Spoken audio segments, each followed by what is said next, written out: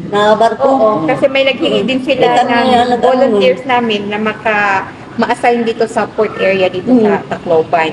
Pero at that first day, I think November 13, isang barko doon talaga sa Tolosa. Punong-puno siya kasi basang-basa na yung iba, yung mga mineral water, So grabe talagang isang barko? Isang barko, laki ng barko eh. Oo, may mga tubig. Sa Tubig, gatas. isang Gatas, kwarto, corn beef. corn beef, Lahat ng tapos mga ang tubig, noodles. iba rin yung nilagyan. So, grabe pala talaga no kasi ang tulong na binigay, isang barko talaga at talagang yung naririnig pa Hindi galing sa gobyerno yun. Personal nila. Personal nila. Personal ni Congressman. Nagbaba kami Martin. ng balde, nagbaba kami ng yung kawali, nagbaba kami ng kaldero. Ay, grabe pala, no? Oo, nagbaba kami ng mga kutsara, yung mga yung sandok. Oo, nagbaba kami ng mga plato. So, automatic pala yung pag-organize ng tulong ni Congressman Martin Romualdez ngayon. Wash out kasi yung ano sa Tacloban, wash out. Wala kang birthday niya, makukuhang gamit sa mga nandun kami. bahay dahil wash out. So, hindi Kaya, totoo ayun. yung mga chismis ngayon na pinapakalat. Siguro, ang tingin ninyo, pinopolitika siya, no? Si Speaker Martin, bakit nagpapakalat ng mga Pero ganong wala kwento? kang masasabi po sa kanya. Oo. Talagang ang tulong niya talaga. Marami Ikaw, siyempre, politiko po kayo, ano, anong tingin ninyo? Anong motibo? Bakit ginagawa ngayon nila yun? Ang tagal na, di ba? Ang tagal na ng Yolanda, 10 years ago. Pero ngayon, parang kinakalkal yung isyong yun na pinapalabas o walang ginawa si Ay, Congressman hindi yan Martin. totoo. Kahit kami, volunteer Si kami Speaker. sa oo. Tapos nagbigay pa Hindi nga yan doon sa totoo. mga barangay. Marami yang na Yes. Nagbigay pa tulungan nga dito. doon.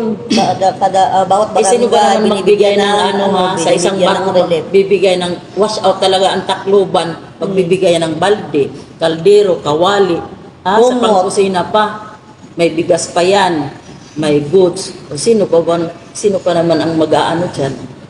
Oh, ganun ba talaga sila pag may mga disaster? Automatic yung reaction nila para So magbigay far ng as of now, yung ayuda. nakikita ko, may anunsyo pa lang ng bagyo. Meron na. May mga estimate na silang mga relief goods. May Pero at that time, yung Yolanda, we were not expecting na ganun talaga ang impact sa... So, mabilis talaga siya, no? Yes, oo. Tsaka talaga, ang pagkakalam ko, from his own personal na tulong talaga yun. Kasi wala mang gobyerno na andun. Late sila, no? Yung mga sa siyempre, Manila pa, di ba? So, Tacloban talaga, dito na talaga si Congressman na talaga ang marami. nagka-organize kagad sila ng relief operation sa mga tao. Isang barko. May damit, At kasama yung hindi pa noon Pangulo si BBM. Pribadong tao siya yata kasi hindi na siya senador noon, ano. Ano yun? Senador ba siya? 2013, di ba? 2013 pala, hindi. November 8. Oo. Anyway, November 8, November 8 yung typhoon na Yolanda. Yolanda Super Typhoon. 2003. Maraming nagpasalamat sa kanya dahil sa mga tulong niya. Opo. Pati tsinelas, tsinelas. Kompleto. Oo, Ano? tsinelas. Puno, Kasi wala talaga yung bani, mga ay, kumot, bani basta talaga maglambo. dito sa Tacloban. Kayo naman po, ano pong masasabi po ninyo? Si Sir Martin po, mabuting tao at saka matulungin talaga. Lahat ng pag may disaster, nandyan talaga siya para tumulong sa amin. So, maraming salamat kay Sir Martin. Yun lang po. May tanong lang po ako na kasi merong umuugong din na balita no na si Speaker Martin Romualdez daw ay merong ambisyon na tumakbo na pagka-presidente. So dito po tayo sa Tacloban, ano po yung may ganun ba kayong naririnig? Totoo kaya yun? Ano po sa tingin niyo? Kasi yun po yung iniintriga po siya na binibiba Tatakbo. isa para iangat yung sarili niya kasi gusto nga niyang tumakbo. So ano pong masasabi niyo? Kayo po, ano pong masasabi niyo tungkol doon? May naririnig kayong gano'n? Wala, hindi ko po ano, kasi nandun lang po ako sa ano. Dapat kayo ang makaalam kaagad. So, ibig sabihin, hindi pala totoo kasi bakit hindi nyo alam? Di ba? So, parang pinupolitika lang Kayong talaga. taga-Tacloban Dapat sa inyo sasabihin before sa amin. Di ba? Kami dito sa Tacloban, wala kaming naririnig or ano na tatakbo siya as president. So, doon lang kami nakakakita sa mga sa social media na may issue pala na ganun. But everything na ginagawa nilang tulong, walang kapalit yun na Sige lang ang tulong. tulong, oo. Even sa Yolanda, hindi man siya pa speaker at that time. Kumbaga, from his heart talaga ang tulong niya. Kung in case, sulsula namin. Susulsula namin. Tumakbo siya para kami naman. Ako kasi taga Bicol ako. Ito taga Cavite. Si Mami Ping, taga Maynila. Para magkinabang naman kami.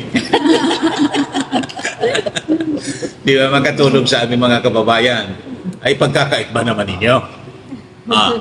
Prangkaan na tayo, So, kung tatakbo po si Speaker Martin, ano pong masasabi nyo? Kayo ba ay Halimbawa, susuporta? Kakampanya nyo ba? Yes. Gusto ninyo? No, yes daw. Yan. Hindi naman pala kayo maramot, Pwede ninyong i-share sa ibang, ibang mga probinsya. Madali naman siyang matakbuhan mo sa tulong. Ganun ba? Ganun ba yung pagkatao niya? Kasi pag sinabing Romualdez sa amin, di ba, nasa matataas na, parang burgis yung dating. Hindi siya ganon? Yung pagkatao niya? Hindi. Masa siya? Sa bagay, kayo nga, masang-masa yung dating ninyo eh. So, isa-isa po kayo kunwari kausap nyo harap-harapan yung mga tao na nagtutuligsa ngayon kay Speaker Martin kasi grabe po yung ginagawa sa kanya ngayon sa social media. Maaring dito hindi nyo masyadong ramdam. Pero kami sa Manila, ramdam na ramdam namin. So, kung kausap nyo harap-harapan, ano pong masasabi ninyo doon sa mga tao na yon na sumisira sa reputation at saka pagiging politiko ni Speaker Martin Romualdez? Kayo po muna. Sige, pagalitan nyo na po. Sige. Baka sabihin ko, tumigil na lang siya. Tumigil na lang yung Wala mga po sila nga naninira. maninira ng tao. Hindi alam ang ginagawa ni Sir Martin kasi kami ang may alam na talagang mabait talaga si Sir. Kaya wala kami masasabi. Tama, kasi kayo Oo. taga-Tacloban, di ba? Kayo naman po. Lagi kong naririnig ito sa kanya. Lagi niya sinasabi sa akin, trabaho lang tayo. Yun ang usual niya sinasabi sa akin, trabaho lang tayo. So, nakikita ko sa kanya, nagtatrabaho lang siya. Huwag naman sana natin sakyan pa ng ano. Kasi personally, mabait na tao talaga yan. So, Di kaya, ma'am, may na-insecure lang.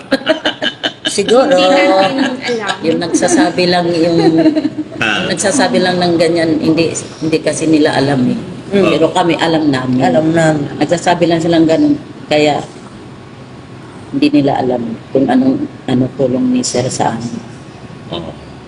Sa bagay, kami din, sa history, sa tagal na kilala namin yung mga Romualdez, wala man kami, frankly speaking, wala kaming nabalitaan na nang-away siya. Hindi talaga siya palaaway. Hindi siya sumasagot sa mga kung ano-ano bagay. Hindi niya pinapatulan. Ganun ba ang ugali niya? Talaga? Oo, basta wala akong naririnig sa kanya na ganito. Wala. Wala. Basta always Sige lang, trabaho. Trabaho lang tayo. Ganun.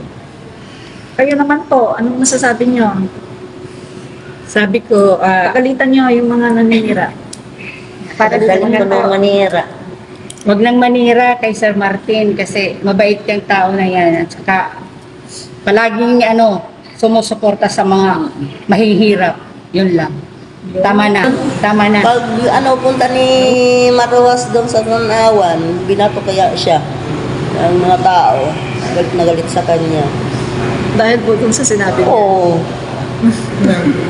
na remember you are Romualdez and the president the is president an sa Aquino. Galit na galit yung mga tao. Tanawan. Galit na galit ang mga tao, pinagbabato siya doon. Akala ko, na-slide lang siya doon. Binato pala yung na-slide. Binato talaga siya ng mga tao doon. Okay po. Maraming salamat, ma'am. Kayo po, mga taga-Tacloban. So maraming pong salamat ulit. That's our At, short interview, mga yan. kababayan. Ayun, mga kaibigan, ayan, kita nyo. Bye-bye. Kita nyo po, mga taga-Tacloban po ang nagsasalita ngayon. At sinasabi po nila sa inyong mismo, mga kaibigan, na si Speaker Martin Romualdez ay talagang nakatulong sa mga biktima ng Yolanda. So, hindi lang sa mga biktima ng Yolanda kasi mga kaibigan, alam naman natin na kahit doon sa mga iba-ibang mga bagyo na dumarating sa Pilipinas ay tumutulong din siya. So, in short, matulungin talaga si Speaker Martin Romualdez. So, maraming po salamat ulit and salamat po sa pagpapaunlak ninyo sa amin. Salamat po. Okay.